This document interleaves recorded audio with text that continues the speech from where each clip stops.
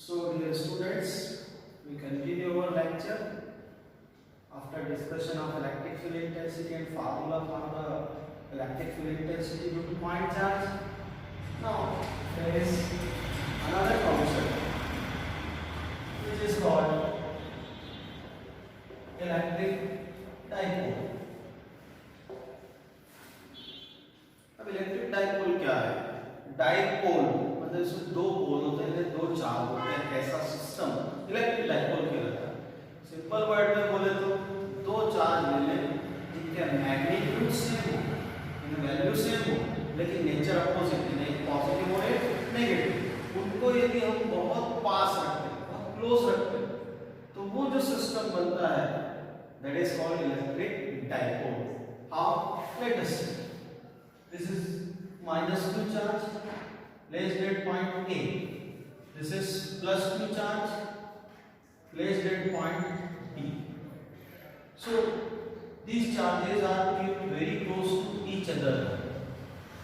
This is the center of charges O, and the distance between charges is represented by 2l.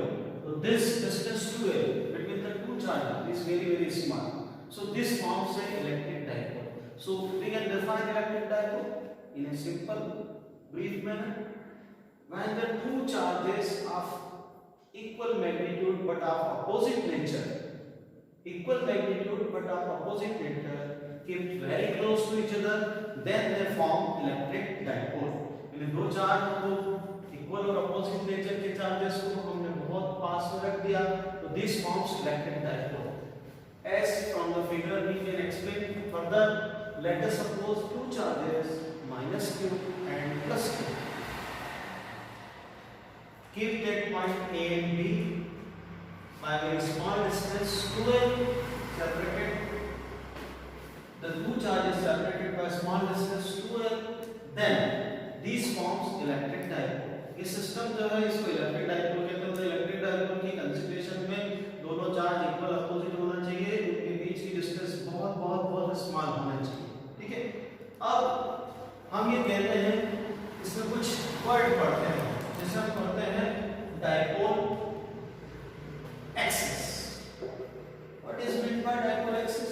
तो we से the line joining the charges is called dipole axis. दोनों charges को join करने वाली line जो AB है that is called dipole axis.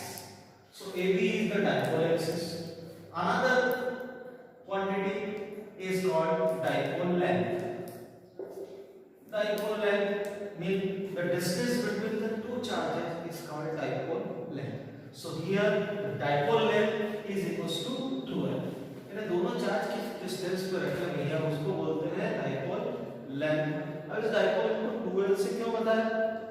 अगर हम कहें कि लाइन AB का सेंटर O है, each charge is at distance L from center of dipole O. That's why the distance between charges is denoted by 2L. Okay, so this is electric dipole. अब एक और word हम पढ़ेंगे electric dipole को आगे बढ़ाते हैं नॉलेज को. Electric dipole moment. Electric dipole moment denoted by small p. How we define electric dipole moment? फिर समझते हैं शॉर्ट में ये क्या है. दोनों में से किसी भी एक चार्ज का मैग्नीट्यूड यानी केवल value without considering the sign, केवल चार्ज की मैग्नीट्यूड और दोनों चार्ज के बीच में डिस्टेंस इन 2l, उन दोनों के प्रोडक्ट मल्टीप्लिकेशन को हम कहते हैं डाइपोल मोमेंट. अंग्रेजी में बहुत simple, the product of magnitude of either charge का मैग्नीट्यूड मतलब माइनस चार्ज हो या प्लस चार्ज, उसकी वैल्यू क्यों ही रहेगी. तो the product of magnitude of either charge and distance between charges is called electric dipole moment. It is a vector quantity. ये एक वेक्टर क्वांटिटी है denoted by small p. Now how we find electric dipole moment? So we say electric dipole moment जैसा कि हमने definition बताया, it is the product of magnitude of either charge. किसी भी एक चार्ज का मैग्नीट्यूड चाहे माइनस q हो चाहे प्लस q, उसकी वैल्यू q ही रहेगी magnitude. And the separation distance between two charges that is 2l. तो Q into 12. This product is called electric dipole moment या simply dipole moment. This can also be written as 2ql. So this is the formula for electric dipole moment. If we write this in vector form, so put arrow on P here, Q into 12. Put arrow on. So this is the vector form of electric dipole moment. लेकिन generally हम इसको scalar form में लिखते हैं, तो Q into 12. अब जहां कहीं भी हम आगे डेरिवेशन Q into 12 लिखा हुआ देखेंगे, उसको रिप्लेस करके हम स्मॉल p लिख देंगे, डाइपोल मोमेंट लिख देंगे, क्योंकि Q into 2l की वैल्यू हम मानते हैं p के बराबर। ठीक है, अब वापस इसको पूरा डिटेल में बताना, नई क्वांटिटी बता दी हमने, फिर से इलेक्ट्रिक डाइपोल मोमेंट, इसको फिर घर तक छोड़ेंगे। इसकी डेफिनेशन बता चुका हूं, स्केलर इक्विवेलेंट का ये बता दिया कि इसका फार्मूला हो गया। नाउ यूनिट, ऐसा unit of electric dipole moment Q into 12, Q का यूनिट चार्ज है इसलिए कूलम, 12 डिस्टेंस है इसलिए इसका यूनिट मीटर, तो कूलम इनटू मीटर, इस ऐसा है। सीजीएस यूनिट, ये सारे ऑब्जेक्टिव में आते हैं ये क्वेश्चन। सीजीएस यूनिट कूलम के प्लेस पे हम लिख देंगे, चार्ज का सीजीएस यूनिट होता है स्टार्ट कूलम, एंड मीटर के प्लेस पे लिखेंगे सेंटीमीटर। ये इसके यूनिट्स हो गए। एक और चीज, डायमेंशनल फार्मूला, ये इंफॉर्मेशन भी हम देते हैं लास्ट में कि डायमेंशनल फार्मूला किसी भी क्वांटिटी का क्या 11 से हमारी प्रैक्टिस है इसको लिखने की। अब बताइए, फार्मूला मालूम है, यूनिट मालूम है, तो डायमेंशनल फार्मूला आपको आता है निकालना। कूलम के प्लेस पे लिखेंगे A into T, ampere into time, metre के प्लेस पे लिखेंगे N। So dimensional formula becomes M, absent है मास नहीं है तो M0 L T A। This is the dimensional formula of electric dipole. That's very simple. ये सब information की इलेक्ट्रिक डाइपोल मोमेंट, स्केलर के वेक्टर, इसका फार्मूला क्या है, इसका यूनिट क्या है, इसका डायमेंशनल फार्मूला क्या है, ये सब ऑब्जेक्टिव के क्वेश्चंस में भी है। ठीक है, इसको याद रखना है।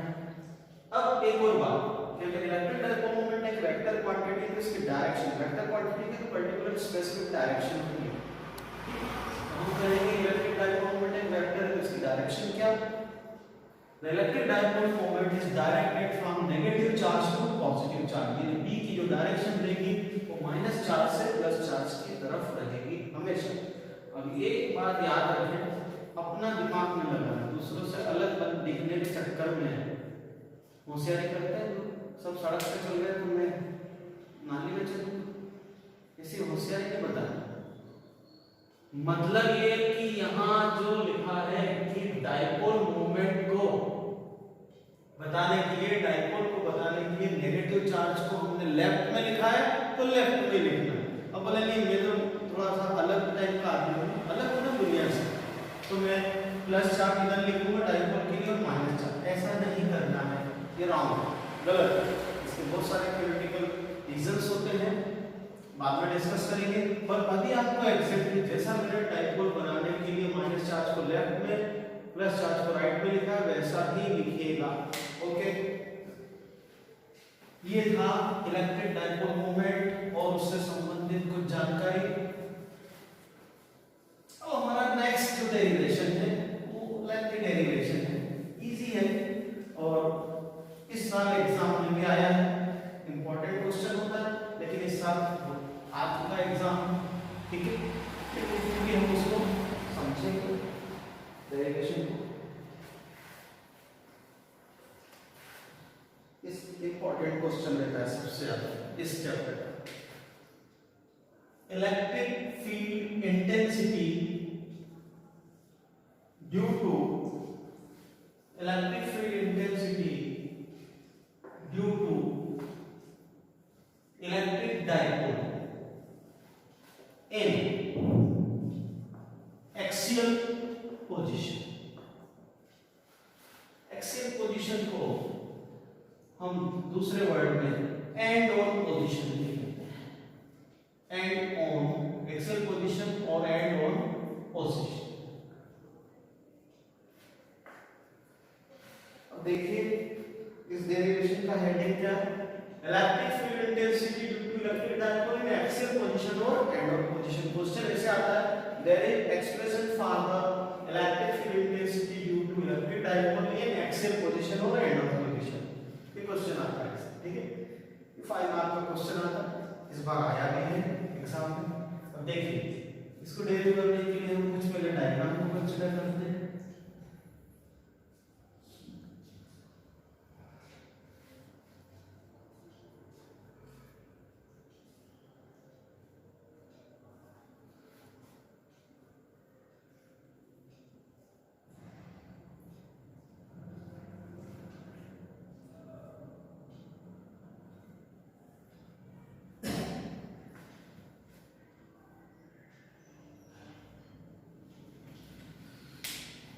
क्या दिख रहा है इस डायग्राम में?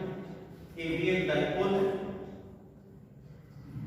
इसमें दो चार्ज है, -2 और +2, दोनों के बीच की डिस्टेंस कितनी है?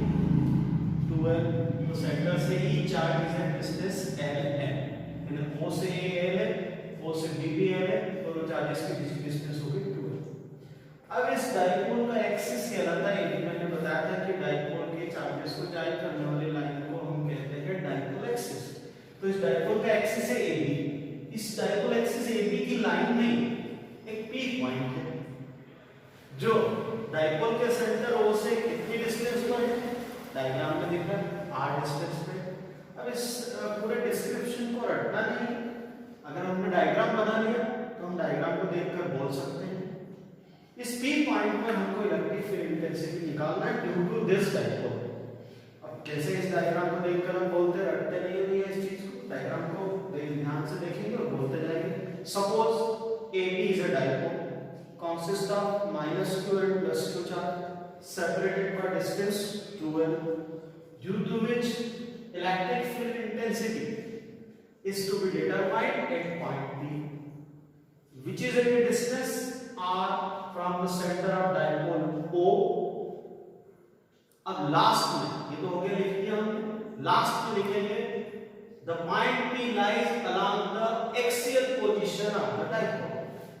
point P lies along the axial position या end on position, जो क्वेश्चन में है या तो एक्सियल लिखा हुआ आता है या एंड ऑन, हम जो लिखा हुआ क्वेश्चन में वही लिखते हैं, दोनों का मीनिंग सेम है, एक्सियल पोजीशन में या एंड ऑन, मतलब डाइपोल के एंड की तरफ या एक्सिस की डायरेक्शन में पी पॉइंट है, वहां पर इस डाइपोल के दो चार्जेस के कारण नेट इलेक्ट्रिक फील्ड इंटेंसिटी कितनी है ये हमको फाइंड आउट करना है। ये ऐसा क्वेश्चन मार्क बनाना नहीं है, ये आपको समझाने के लिए मैंने बनाया है कि हमको electric field intensity P point पर फाइंड आउट करना है। अब देखिए बहुत सिंपल है, ये तो हमने बता दिया कि क्या करने जा रहे हैं, शॉर्ट में कभी भी नहीं लिखना, अगर पूरे मार्क्स चाहिए आपको तो जैसा बताया है वैसा ही लिखेंगे तो आपको पूरे नंबर मिलेंगे।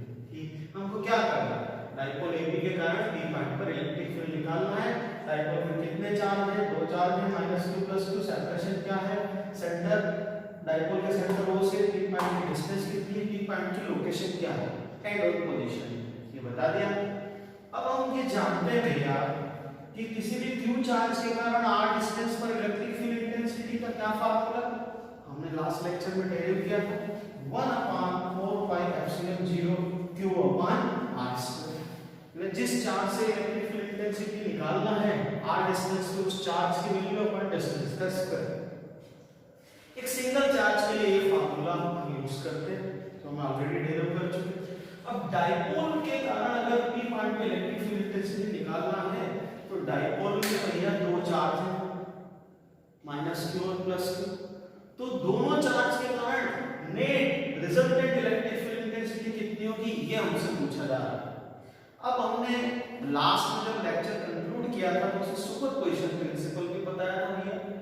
क्या था वो था कि अगर एक से ज्यादा चार्ज के कारण इलेक्ट्रिक फील्ड इंटेंसिटी निकालना हो तो अलग-अलग इंडिविजुअल चार्जेस के कारण electric field intensity find out कर लीजिए और उसका वेक्टर सम कर लीजिए। जैसे वेक्टर्स को ऐड करते हैं सबको ऐड कर दीजिए।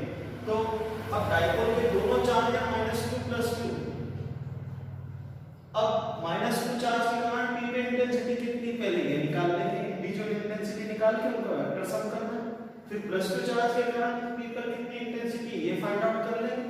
ये दोनों इंटेंसिटी को फिर इनका वेक्टर सम ले लेंगे, यानी इनके बीच में इंटेंसिटी के बीच में दो इंटेंसिटी E1 E2 के बीच में कितना एंगल है, फिर वेक्टर के फार्मूले से इसको ऐड कर देंगे। बहुत सिंपल प्रोसेस है, इजी है। अब देखिए मैं कैसे करता हूँ। -q चार्ज के कारण अगर forget about +q charge, -q charge अकेला होता और उसके कारण p पाइप पे इंटेंसिटी निकालना होती तो हम क्या करते हैं, q चार्ज से, जिस चार्ज से इंटेंसिटी निकालना है उस चार्ज से वो पॉइंट कितनी डिस्टेंस पे, वो डिस्टेंस पता होना चाहिए। तो -q चार्ज से p की डिस्टेंस कितनी है वो पता करेंगे हम। फिर +q चार्ज के कारण जब इंटेंसिटी निकालेंगे तो +q चार्ज से p पॉइंट की कितनी डिस्टेंस है वो निकालेंगे। मतलब सिंपल वर्ड, a से p की डिस्टेंस और b से p की डिस्टेंस हमें फाइंड आउट करनी है। तो डायरेक्टली इतना लिखने के बाद कि suppose it is a dipole consist of -q + q charge और p lies along the axial position, then from figure हम लिखेंगे, फिगर को देखकर हम ये समझें कि AP = OP + OA। A से P की डिस्टेंस निकालना तो नो डिस्टेंस क्या क्या है वो देख लें। O से P हमको मालूम है R है, O से A मालूम है L है, तो A से P निकालना तो OP + OA कर दें, that is R + L। Similarly BP = B से P डिस्टेंस निकालना है तो OP में से PP माइनस, OP में से OA माइनस कर दें तो BP आ जाएगा। तो BP = OP - O, that is R - L। अब दोनों डिस्टेंस आ गए, बहुत इजी हो गया। अब केवल इस A चार्ज के कारण यहाँ इंटेंसिटी कितनी है P पॉइंट पे, इस फार्मूले को यूज कर लेंगे। जबकि यहाँ A चार्ज से इंटेंसिटी निकालेंगे P पॉइंट पे तो A से P की डिस्टेंस लिखेंगे, B चार्ज के कारण इंटेंसिटी, B वाले चार्ज के कारण इंटेंसिटी निकालेंगे तो B से P की डिस्टेंस लिखेंगे। बहुत सिंपल। तो हम स्टार्ट करते हैं कि the electric field intensity at P due to -q, minus जब भी चार्ज लिखते हैं तो ब्रैकेट में लिखेंगे ताकि स्पेसिफाई हो पाए कि minus charge. Electric field intensity at P due to -q charge, -q charge के कारण इलेक्ट्रिक फील्ड इंटेंसिटी से it is denoted by E1। A वाले चार्ज के कारण इंटेंसिटी अगर E1 है, समटाइम्स हम उसको ऐसे भी लिखते हैं कि E1 वेक्टर का मोड, यानी केवल वैल्यू लिख रहे हैं, डायरेक्शन नहीं बता रहे हैं, तो E1 वेक्टर का मोड या सिंपली E1 भी लिख सकते हैं। मैं E1 लिखता हूं ताकि आपको कंफ्यूजन ना हो। E1 = 1/4πε0q, क्योंकि जब भी इलेक्ट्रिक फील्ड इंटेंसिटी निकालना है या कूलम लॉ लगाना है तो मैंने बोला चार्ज का केवल मैग्नीट्यूड रखते हैं, डायरेक्शन या फिर उसका साइन नहीं रखते, प्लस हो या माइनस हो, या केवल उसके चार्ज की मैग्नीट्यूड अपॉन डिस्टेंस का स्क्वायर। कूलम लॉ में ये सीखा ना कि चार्ज की केवल वैल्यू रखते हैं, साइन नहीं रखते। तो electric field intensity -q charge के कारण भी निकालना है तो चार्ज का मैग्नीट्यूड और A से P की डिस्टेंस यानी कि AP। बहुत सिंपल, बहुत इजी है। अब बस कुछ नहीं करना है हमको, AB हम ऑलरेडी कैलकुलेट कर चुके, 1/4πε0q अपॉन AP²। A से P की डिस्टेंस हमने कितनी मानी थी, R + L, R + L का होल स्क्वायर। अब ये तो वैल्यू अभी इलेक्ट्रिक फील्ड इंटेंसिटी की, अब इसका वेक्टर सम लेना तो इसकी डायरेक्शन भी हमको बताना पड़ेगा। डायरेक्शन में इस A चार्ज के कारण P पॉइंट पर इलेक्ट्रिक फील्ड इंटेंसिटी आ रही है E1, तो E1 किस डायरेक्शन में, लेफ्ट, राइट, परपेंडिकुलर, किस डायरेक्शन में। इसके लिए हम यहां रखेंगे unit positive charge. Electric field intensity की डेफिनेशन को फिर से रिकॉल करें, क्या थी definition, force experienced by unit positive charge. Unit positive charge पे जो फोर्स लगता है that is called electric field intensity. तो अब P पे इंटेंसिटी निकालना है डाइपोल के कारण, तो P पे हमने यूनिट पॉजिटिव चार्ज रख दिया। इस यूनिट पॉजिटिव चार्ज को ये दोनों चार्ज जो फोर्स लगा रहे हैं वो इलेक्ट्रिक फील्ड इंटेंसिटी हो जाएगी दोनों चार्ज के कारण। तो अब -q चार्ज के कारण P पे इंटेंसिटी निकालना है, तो -q चार्ज इस पॉजिटिव चार्ज को क्या करेगा, अट्रैक्ट करेगा। तो हम कहेंगे कि ये जो E1 इलेक्ट्रिक फील्ड इंटेंसिटी आ रही है वो किस डायरेक्शन में रहेगी, P से A डायरेक्शन में, क्योंकि टुवर्ड्स लेफ्ट। अब टुवर्ड्स लेफ्ट तो लिखना नहीं है हमको पूरा मैथमेटिकली लिखना है। तो हम कहेंगे कि ये जो डायरेक्शन है E1 की, ये किधर है, along PA, ये ऊपर एरो लगा दिया क्योंकि ए बी और पी ए देखें तो मैग्नीट्यूड सेम ही रहेगा, लेकिन अगर हमने एरो लगा दिया मतलब स्ट्रिक्टली हमको पी से ए ही डायरेक्शन इंडिकेट करना है, पी से ए डायरेक्शन एक वेक्टर बनाना है, इसलिए हमने लिख दिया पी ए के ऊपर एरो, मतलब स्ट्रिक्टली पी ए डायरेक्शन में ही लेना है। तो पी और ए का मतलब सेम होता है, वैल्यू सेम आ ये आ। सिमिलरली एग्जैक्टली वैसे ही बी वाले चार्ज के लिए करते हैं। बी वाले चार्ज के लिए हम कैसे करेंगे देखते हैं।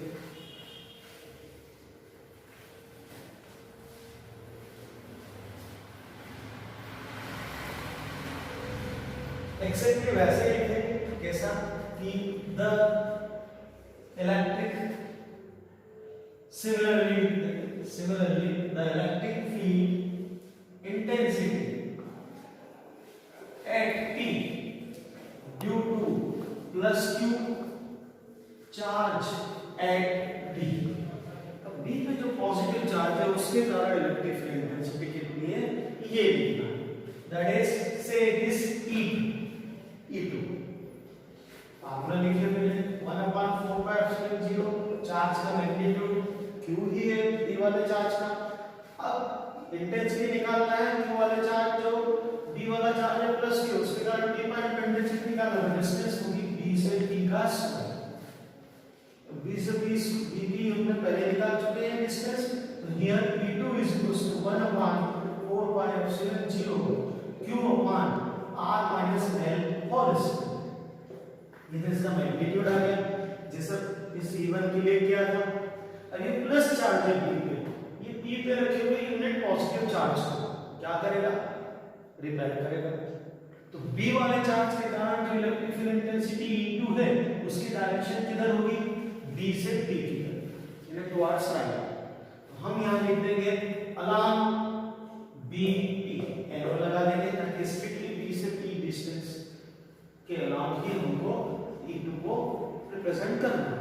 ये हो गई E1 E2 दो वेक्टर बना दिए P पे, यानी यहां पे इलेक्ट्रिक फील्ड इंटेंसिटी निकालना था P पे, तो P पे यूनिट पॉजिटिव चार्ज रख दिया, ये यूनिट पॉजिटिव चार्ज को माइनस चार्ज अट्रैक्ट करेगा इसलिए E1 की डायरेक्शन लेफ्ट हो गई, और ये प्लस 2 चार्ज भी होगा रिपेल करेगा इसलिए E2 की डायरेक्शन राइट हो गई।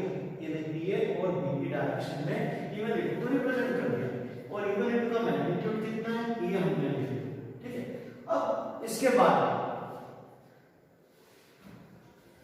अब देखिए कौन सा ज्यादा रहेगा, E1 ज्यादा रहेगा कि E2 ज्यादा रहेगा।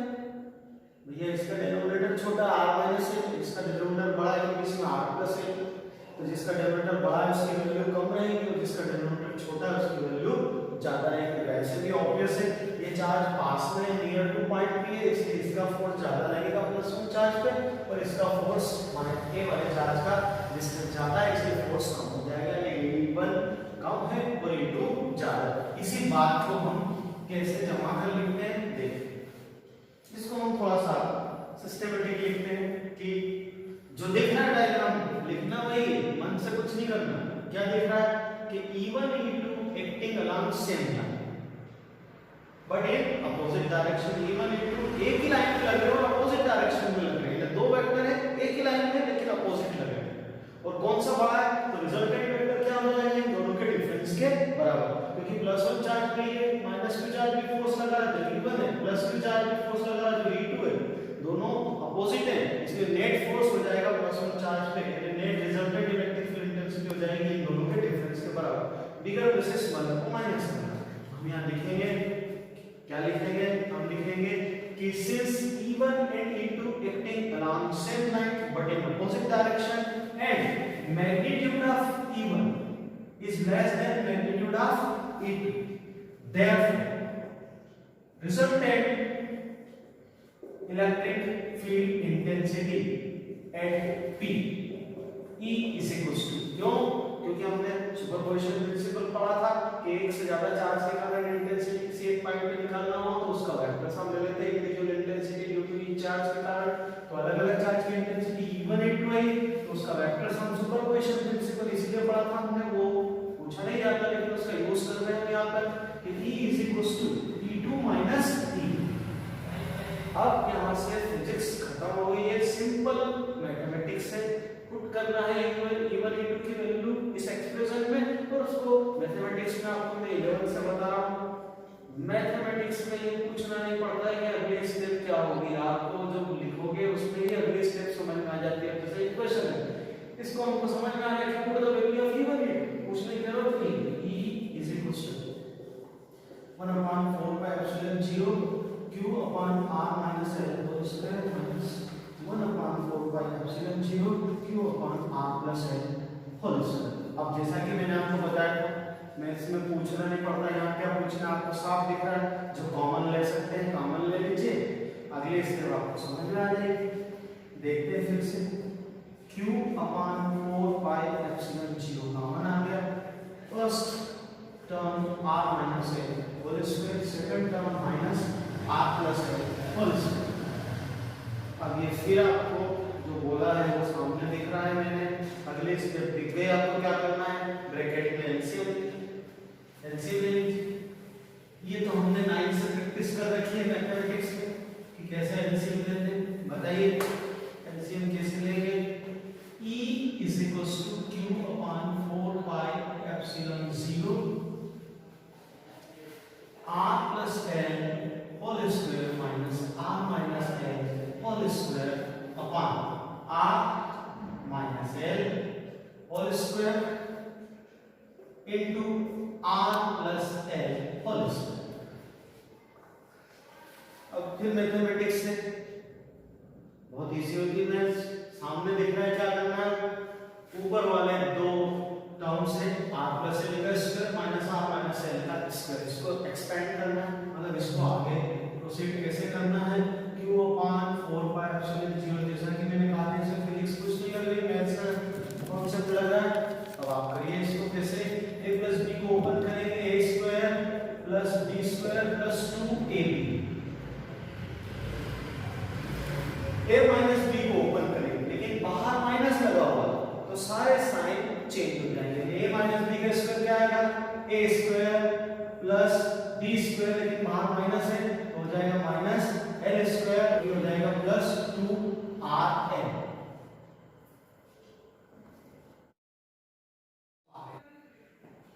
Now in denominator there is a minus b square, a plus b square, तो जैसे होता है a minus b into a plus b, a minus b into a plus b, इसको हम लिखते हैं a square minus b square। अब a minus b का स्क्वायर है, a plus b का स्क्वायर है, तो a square minus b square का स्क्वायर हो जाएगा। तो यहाँ पर हम लिखेंगे r square minus l square का होल स्क्वायर। समझ में आया भैया बायो वालों?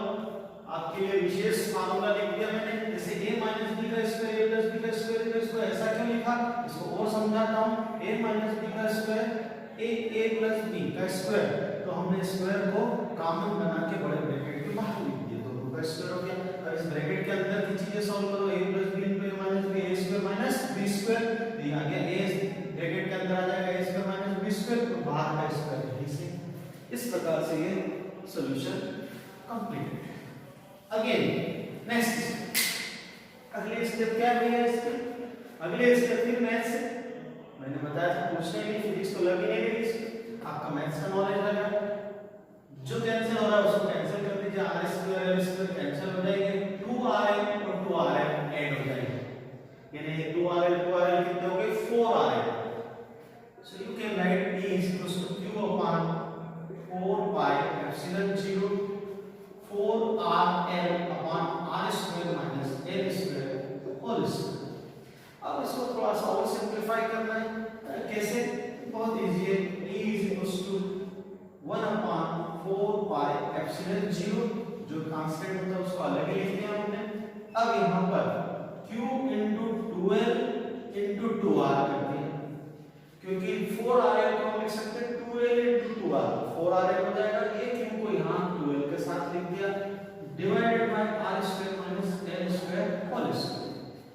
अब अभी जैसा कि मैंने डाइपोल मोमेंट बताते समय आपको कहा था कि जहां कहीं भी q into 2l दिखे उसको रिप्लेस कर देंगे डाइपोल मोमेंट p से।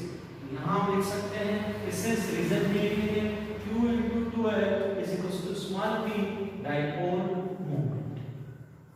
Therefore the E can be written as 1 upon 4 pi epsilon 0 P into 2R. So this can be written as 2PR upon R square minus L square whole square. So this is the required formula for electric field intensity due to dipole in axial condition. Here E का unit आएगा Newton पर coulomb चिन्ह लिख देंगे right side को solve करेंगे जो भी वैल्यूज रखे तो E का जो वैल्यू आएगी और यूनिट आएगा न्यूटन पर कूलम तो ये भी लिखना है आप ठीक है. This is the exact formula but we can make approximation. How? Approximation का मतलब ये है भैया कि डाइपोल के बीच की डिस्टेंस बहुत चार्जेस के बीच की डिस्टेंस डाइपोल में जो दोनों चार्ज हैं इनके बीच की डिस्टेंस 2 है बहुत बहुत कम है. जैसे एक चार्ज यहाँ है -2 और दूसरा चार्ज यहाँ है +2. लेकिन जो P पॉइंट है वो बहुत ज्यादा डिस्टेंस में है R बहुत ज्यादा है एज कंपेयर टू N या 2L. तो उस केस में अप्रोक्सीमेशन लेते हैं. कैसा अप्रोक्सीमेशन? इसी को आगे हम कंटिन्यू करेंगे कि if N very much less than R. अगर N बहुत छोटा है कंपेयर टू R या R ज्यादा है तो ये डिस्टेंस कम है चार्ज पास में और डिस्टेंस R बहुत ज्यादा है P पॉइंट की. In that case we can write R square. L छोटा है तो L का स्क्वायर और छोटा हो जाएगा. यानी जैसे L की वैल्यू 1/10 है मीटर में तो उसका स्क्वायर करेंगे तो 1/10 का स्क्वायर 1/100 हो जाएगा और कम हो जाएगा.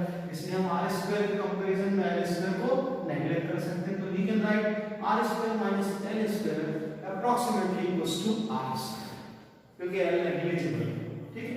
सो we can write 1/4 pi epsilon 0 2pr upon यहाँ पर R square minus L square की जगह क्या आ गया? केवल R स्क्वायर.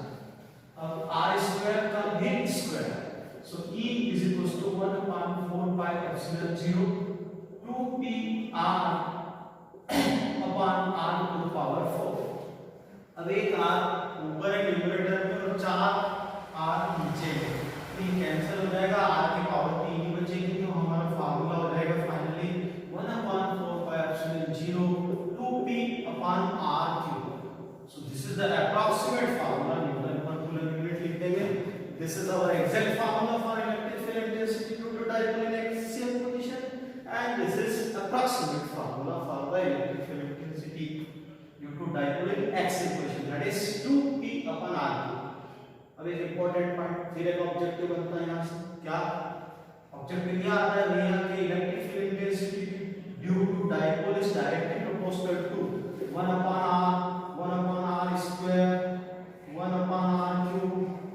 तो हम कहेंगे कि electric field intensity due to dipole is inversely proportional to r cube. यानी 1/r क्यूब के प्रोपोर्शनल कहेंगे E को. यानी कि डाइपोल के कारण जब इंटेंसिटी का फॉर्मूला लिखते हैं तो नीचे r क्यूब आता है डिनोमिनेटर में और पॉइंट चार्ज के कारण जब इलेक्ट्रिक फील्ड इंटेंसिटी निकालते हैं तो उसमें r स्क्वायर आता है डिनोमिनेटर में. ये अंतर है भैया ध्यान रखना. इस पे ऑब्जेक्टिव पूछ.